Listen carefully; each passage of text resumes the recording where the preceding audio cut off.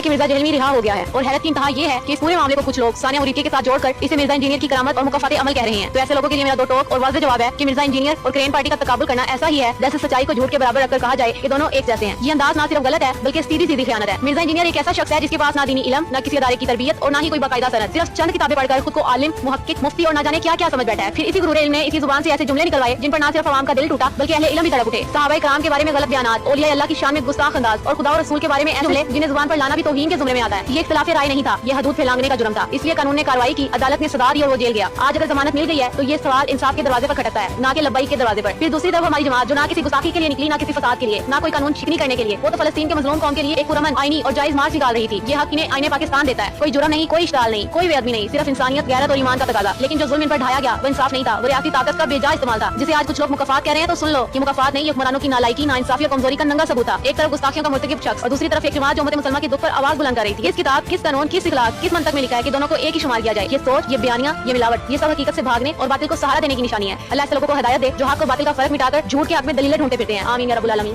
لبیک لبیک لبیک یا رسول اللہ۔